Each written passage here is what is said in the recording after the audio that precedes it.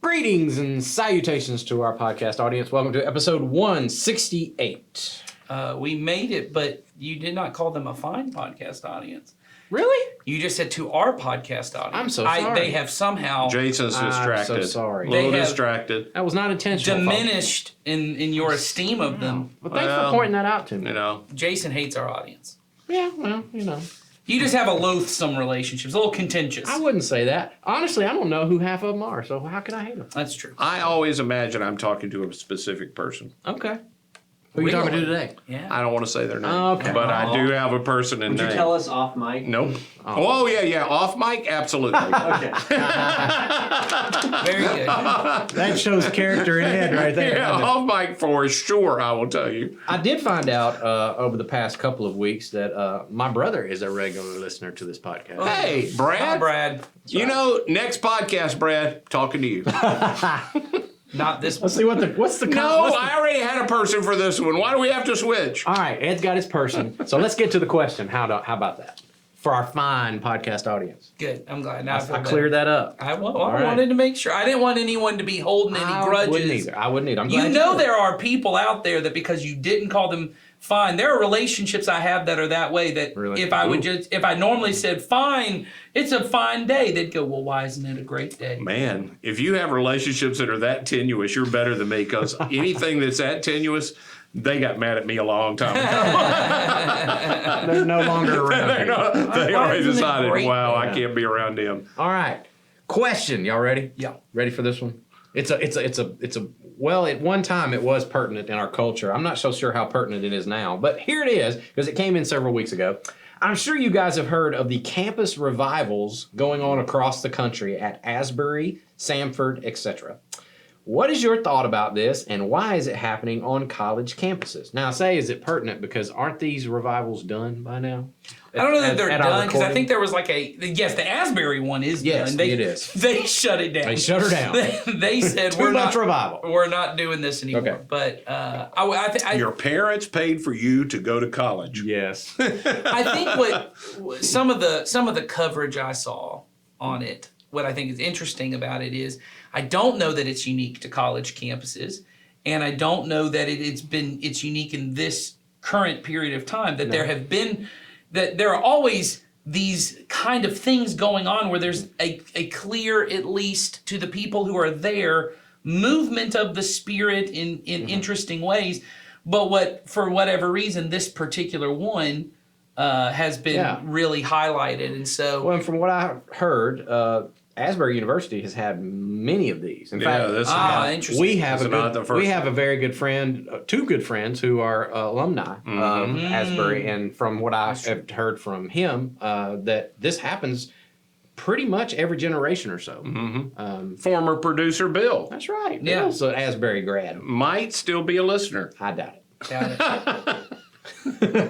But yeah, so if for those of you who didn't hear and you're like, what in the world are they talking about? College campus, Asbury University. It is a Christian. I think they're steeped in the Methodist tradition, if I'm not wrong.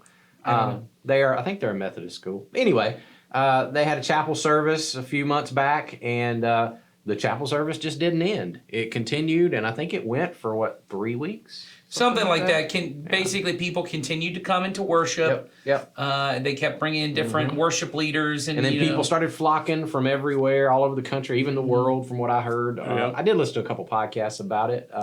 Just an ongoing, never-ending church service that was tagged as a move of the Spirit, a revival, so to speak. And then some other colleges began to pick that up as well, and so some other chapels on some Christian universities started to experience these same kinds of meetings. And so my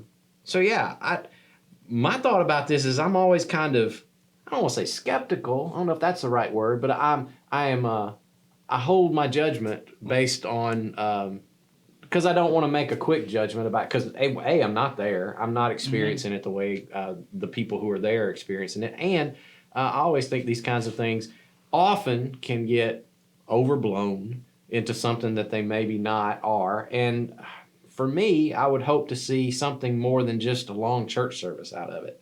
Sure. Because I remember growing up, I guess I'm jaded because I grew up in a church that had a revival every year. And it was basically just a week-long meeting, a series of meetings where they'd bring in an outside preacher. And the goal of it was to revive us, whatever that meant. And I think the goal was to just get us more excited about God and church, and hopefully but it never, for me, it was problematic because it never translated into anything other than we got together a little more often. Well, I think, that it's interesting you bring that revival kind of thing, because I certainly grew up in that. That was a big thing in the South, maybe everywhere. All I know is the South during that time. But, there is a root to that too. There was a time when revival in the United States was a big thing in the 19th century. Yeah. And those kind of meetings did produce a lot, and they produced the kinds of things that I think generally see in the Spirit. There was a lot of care for the poor. There was a lot of help among those that had been disenfranchised normally from churches and places like that. But then, because of what tends to happen, people wanted to manufacture what the Spirit had brought about naturally. We then began to put it on the calendar and schedule when it was going to happen. That's right. And by the time it got down to our generation, there wasn't much life in it. It was just a scheduled event on the calendar. That's right. And it's hard to manufacture that. So my thoughts about, Asbury and those kind of places, I also have the skeptical bent. My skepticism always goes to the second one. The one that follows. Yeah, the one that follows afterwards. I'm like, that's interesting that it just happened to happen right after this one. That the first one almost always, I'm like, okay, well, the Spirit's up to something there. It probably was something that genuine, from what I've heard about the Asbury one, it was very student-led. Yes. You can go and watch the sermon online that supposedly launched it, and it wasn't good. And the guy who preached it said it wasn't. It said it wasn't good, and the people who were there said it didn't have anything to do with the sermon or the worship experience. It was a group of young people afterwards that said, hey, I want to stay longer and pray. Yes. They wanted to have communion with God, not some experience. And I think the part of what lasted Asbury is that sort of took on the spirit of it. And the adults, which I'm not saying that college students aren't adults, but the administration really kept it that way. They wouldn't let national speakers and national worship leaders come in and affect it very much. Yes. And it kept it very pure until, you get enough media around things and things, of all kinds. And I don't mean like when people go, the media. I'm talking about Christian media. Yeah. I'm talking about, when you get the national Christians coming in, it might not go as well as it could. I heard a lot of things about they had people who would try to come in and bring their own agenda into it, use it as a platform to launch whatever it is they were trying to promote. That's right. Or to just, it was the hot thing, so people were trying to get in on it, and, there was and I think I heard someone say this, the unique part of this one was it was the first one of these spontaneous revivals to happen in the social media generation. Right. And so it took on a different kind of feel in that way too. And I think that's what caused a lot of that, the people, the hangers on, to kind of jump in. Yeah. Because it spread so fast on social media that it got this little reputation of, oh, something's happening over there. Let's all go over there and see what that is. Right. Rather than just a move of God's Spirit in that community for what God had called them to do in their community. It became a little bit bigger than what is normal in those kinds of situations. Yeah, I think that's right. But I did read a good article about that. You mentioned, Ed, how the faculty of the university was very cognizant of wanting to keep this student-led. I thought that was a very honorable kind of way to navigate that, because it could have gotten way out of proportion. And I think it was in Christianity Today, did a really good write-up of that. It was kind of a first-hand account, behind the scenes kind of thing, of what they were handling and trying to deal with as this thing was happening. They wanted to preserve whatever God was up to. They didn't want to violate that. They didn't want to go against it. But at the same time, they were trying to be wise about it, I think, and do it in a very God honoring kind of way. And so they were trying to organize something that they didn't want to put too much organization into. I could see their push and pull kind of thing that they were going through. It seemed It seemed to me that the people, especially the faculty, had very good intentions behind it. They were trying their best to do the Christ-like thing, and so that's what I thought about it as I read about it. I was impressed with the people who were behind the scenes. I thought they had genuine motives, but like you said, what comes of it, we will see. Yeah, I think, I think these kind of movements, it's not the first one I've seen in my time in ministry, and they come and go where the Spirit wants them to come and go. And it says something about us in our world that we all want to tap into it, when the truth is they almost always start, when you go back and you study them later, of it's a small group of people who wanted to have intimacy with God. It almost always begins with prayer. It very seldom begins in some explosive kind of way. Yep. And all of those things that start those kind of movements are available to all of us at all times. Yes. And instead of running to where it's happening, maybe we should just lean more into Yeah. the things that you can historically look at that start them, from Cane Ridge Revival, which almost none of y'all will know anything about, that launched a movement that launched the kind of church that we sort of fall into. It all starts with prayer. It starts with some people earnestly seeking God's will, and then things begin to happen. And that's available to every person at every place all the time, instead of trying to, let's drive to Kentucky. And I think it's interesting that the person who wrote the question, their last question was, why do you think it happens on college campuses? And I thought a little about that, and I wondered, because I thought about where I was as a college student when I was of that age. And I think, you correct me if you disagree, but I feel like there may be, in some ways, a little bit more openness at that stage of life to something like that. A lot less, stuck in a certain way of doing things, or maybe even just a sense of, I think we often come through a part of our life when we really get impressed with our abilities, and I did. I'll say I did. I got real impressed with my ability to make some things happen, spiritually speaking, and to really do some really great things for God. And it took me coming through a period of life where I realized that was a little bit pretentious on my part, and a little bit arrogant on my part, and I needed to unlearn some of that stuff. So I'm thinking, when I was 20, 22 years old, I did have this really wide-eyed view of what God might do through my life, and I was very, very moldable and very open to that, and very free to go wherever the Spirit led. And I feel like, and a little bit idealistic to the point where I think a little bit of that's healthy. Oh, I agree with that. So I feel like that may have something to do with it. I would agree with that. But maybe God just decided this is who I want to work with. Yeah. I don't know. I can't say for sure. I don't know what y'all think, but No, I think the same thing. I often think that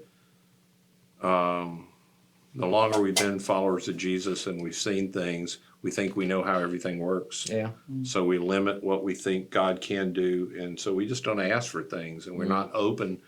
And then we put limits when there comes a point where we might be able to see something happen. We say no before. I think I see where that might go, and I don't want to go there. true. So I'm gonna say no in advance. Yeah. When you're 20 or 21 or 19 or 18, or in that gap where you're learning and exploring and figuring out your life anyway, you're just open. And God is into people who are open. I see the same thing with addicts. Oh, You yeah. come to a place where you come through things and you're just open to things. You're just open. Yeah. I've had to get, I've got a almost 20-year-old in my house now, and she comes with some, possibilities and fresh ideas and stuff, and there's that little part of me that always wants to go, well, hold on, but I've tried to not do that. Hey, Good. yeah, that's certainly possible. That is certainly a great idea. Run with that. See where that goes, and to not squash some of that idealism that does, because I know I've got it in me to kind of squash that, and I don't want to do that. Yeah. So I think a good thing to keep in mind too when we talk about these revivals, I was thinking, I've been trying to think, just listening to you guys, I agree with everything you guys have said about this particular one. The truth is, I don't know a ton about this particular one, and other ones I've tried to read a little bit. But I know for myself, and this is just my personality type, and so I really have to, I've been trying the last 5-6 years of my life really go against the things in which I'm naturally attracted to, for the sake of leaning into what God might be doing. I think for me,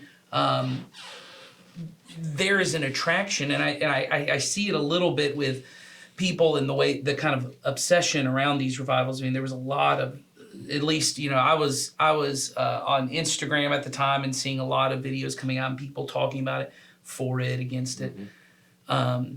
That we get caught up in these big, what we would call big moves of God, and there's a lot of people involved. And I think for me, I had to kind of remind myself when I would see things like this, or even great things other churches are doing, and saying there's nothing necessarily bigger about a revival in Asbury than the addict who chooses to get clean the first time, or the person who wakes up to the Spirit of God in their life the first time, or, one of my daughters who for the first time just really accepts the fact that people love her and care about her and want to be invested. Those, what we might call little moves of God, there's a part of my personality that's really, I want the big. Sure. And I don't even mean in like I want a big stage. I mean, I want to be a part of the big thing, and realizing that Jesus is very often interested in the little things. And it isn't that these things aren't that way, but maybe what they are is they're a collection of lots of little things, that they're just individual, they just happen to all kind of be happening at the same place. Yeah. And Wouldn't you say that all those little things to the person is not little? Well, that's what I they're mean, huge yes. to that. They're huge. to that. Yeah. And so I try not to even judge too much of the validity, because that's in Kentucky. That's not my community. So I don't know the people there, and they don't need a pastor in Georgia to come validate it or not, or come in and go, false teaching, I have now called it out.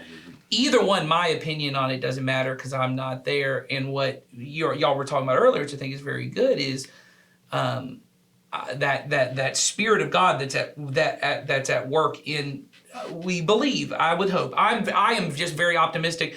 You tell me the Spirit of God's moving and it looks like something that the Spirit of God, I go, great, I'm all for it. Let's keep going until we see something that doesn't. Yeah, and you can look at the fruit of it and know. That's right. Like you said, I'll wait and see. But once again, they don't need me to call it out 10 years later and go, by the way, hot off the presses, Nathan says 10 years ago that was not, you know what I mean? So I think when I look at all those things, like you guys have said, here's the Spirit of God that's at work in these revivals.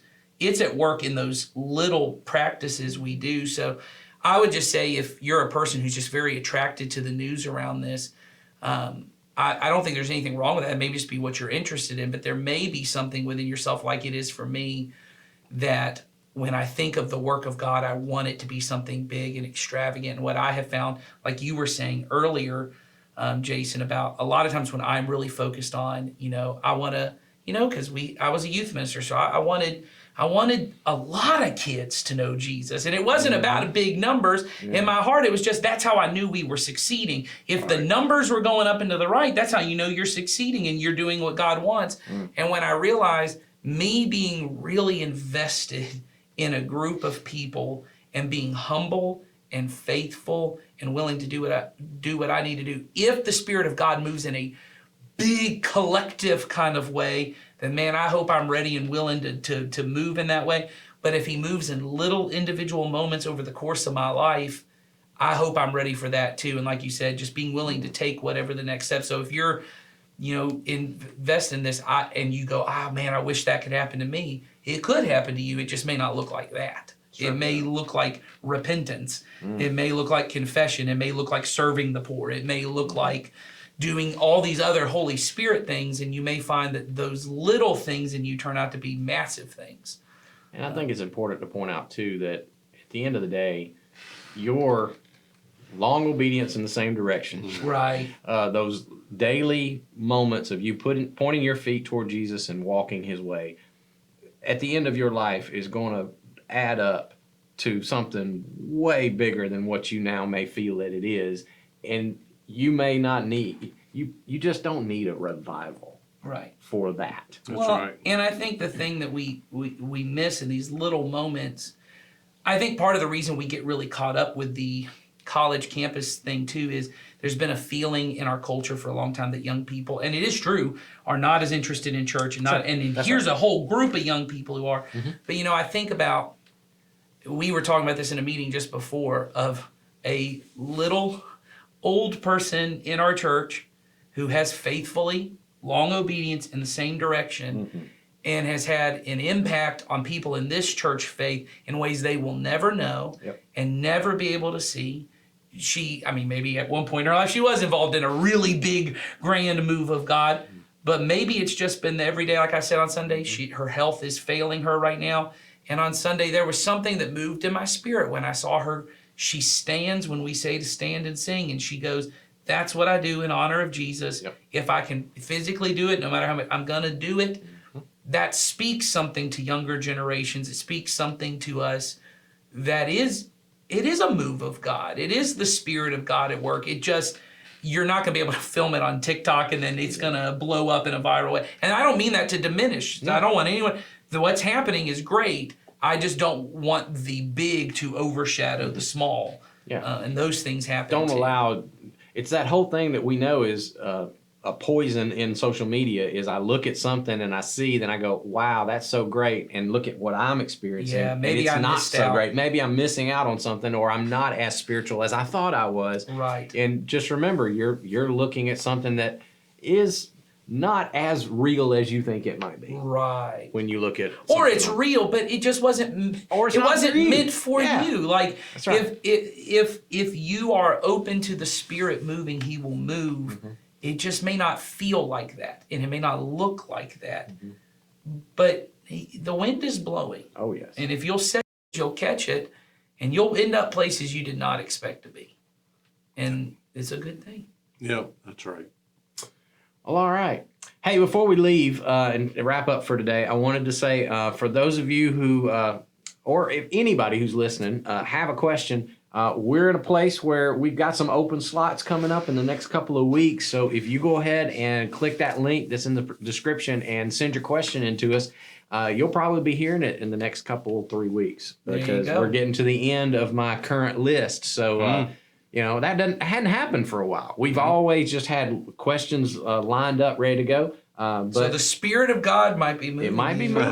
So to if send you us a question. if you've had a question and you're wanted to get it in, now's the time. There is space. So make sure you keep feeding us those questions if you've got something on your mind, or not, and we'll just we'll stop talking or we'll come up with something else to say that we want to say. And that I don't know. I can't promise that that's going to be a good You thing. may not want to You listen. may not want that. So For your own good, send that's a right. question. So there's my public service announcement. If you want to send a question in, now's a good time. So click the link. It's in the description, and we'll get to it in the next couple of weeks. And for next week, people want to know, are we going to be held accountable for our dreams and the things that we subconsciously think?